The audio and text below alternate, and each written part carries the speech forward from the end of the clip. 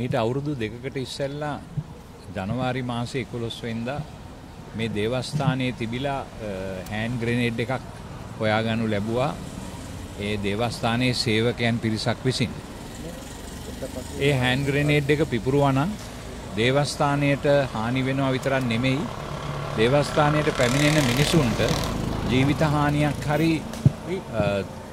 සෑහෙන කාලයකට ඉස්පිරිතාලවල ළඟින්ද සිද්ධ වෙනවා. හොඳ වෙලාවට ඒ ග්‍රෙනේඩ් එක පිපුරුවේ නැහැ. නමුත් මේ ග්‍රෙනේඩ් එක එතන තිබ්බේ කවුද කියන එක පිළිබඳව විමර්ශනයක් සිදු වෙන්නටත් කලින් පොලිසියේ ලොකු අය විශේෂයෙන්ම දැන් ඉන්න පොලිස්පතිතුමා මෙතනට ඇවිල්ලා දේවස්ථානයේ සේවය කරපු දෙන්නෙකුයි තවත් එතන උදව්වට ආපු ළමයෙකුයි එතන යාඥා කරන්නට ආපු කෙනෙකුයි අනගහගෙන ගියා. අරගෙන ගියා ගිහිල්ලා ඒ අයට සෑහෙන කරදර කරලා හිරිහැර කරලා බලහත්කාරයෙන් ඒගොල්ලන්ගෙන් මේ ස්ටේට්මන්ට්ස් ගන්න උත්සාහ කෙරුවා. එතකොට ඊට පස්සේ අපි මේ CCTV දර්ශන හරියටම විග්‍රහ කරලා බලනකොට අපි දැක්කා එදා උදේවරුේ එක්කෙනෙක් ඇවිල්ලා මේ හෑන්ඩ් ග්‍රෙනේඩ් එක තියලා යන බව සාක්ෂි හොයාගත්තා. ඒව එලිදරව් කෙරුවත් ඒ මිනිස්යාගේ මුහුණ පැහැදිලිවම දකින්නට ලැබුණත් මේ පොලිසිය ඒ පිළිබඳව අදවනතුරු හරියාකාර විමර්ශනයක් සිදු කළේ නැහැ. ඒ වෙනුවට තවත් එක්කෙනෙකු අල්ලගෙන ගිහිල්ලා මේක සම්පූර්ණයෙන්ම නොමග ඇරීමට මේ උත්සාහයක් දැරුවා. මේ දේවස්ථානයේ සේවකයා මේක තිබ්බයි කියලා චෝදනා කරා. මේ වගේ හරිම අසාධාරණ විදිහට පොලිසියත් රජයත් එදා හිටපු මේ කටයුත්තට සම්බන්ධ වුණා. ඉතින් නමුත් අද වෙනතුරු දැන් අවුරුදු 2ක් ගිහිල්ලා මේකට මේ පිළිබඳව සාධාරණ විමර්ශනයක් විසඳු මේ කොයිම විදියකටවත් සිද්ධ වුණේ නැහැ. ඒ නිසා අපි අදත් අහන්නේ මේ මිනිස්යාගේ මුහුණ පැහැදිලිවම දර්ශනවල තියෙද්දි ඇයි මේ මිනිස්යාව අල්ලුවේ නැත්තේ? ඇයි මේ මිනිස්යාට විරුද්ධව ක්‍රියාදාමයක් ගත්තේ නැත්තේ? එතකොට අහක ඉන්න මිනිසුන් අල්ලගෙන ගිහිල්ලා ඒගොල්ලන්ගේ කර උඩ දාන්න හැදුවේ ඇයි?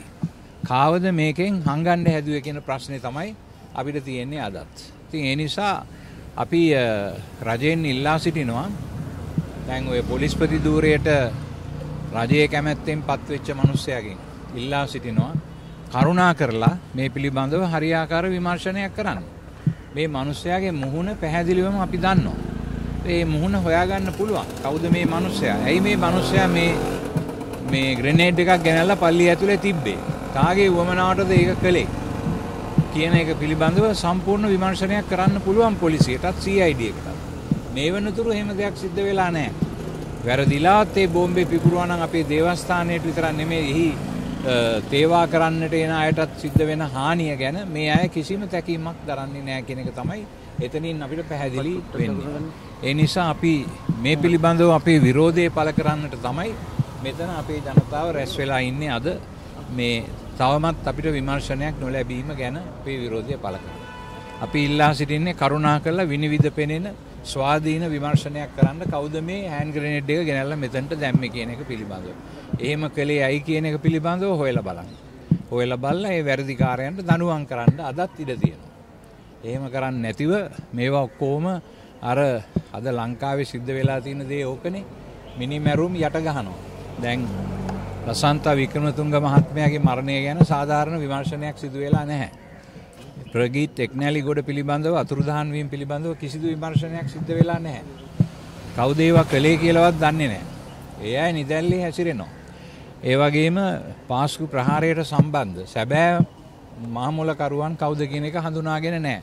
ඒවත් ඔක්කොම යට ගහනවා මේ ආණ්ඩු කරන අය. ඒ නිසා අපිට මේ ක්‍රමය පිළිගන්න බැහැයි කියන එක තමයි මේ විරෝධතාවයෙන් අපි පෙන්눔 කරන්න උත්සාහ කරන්නේ. බොහොම ස්තුතියි.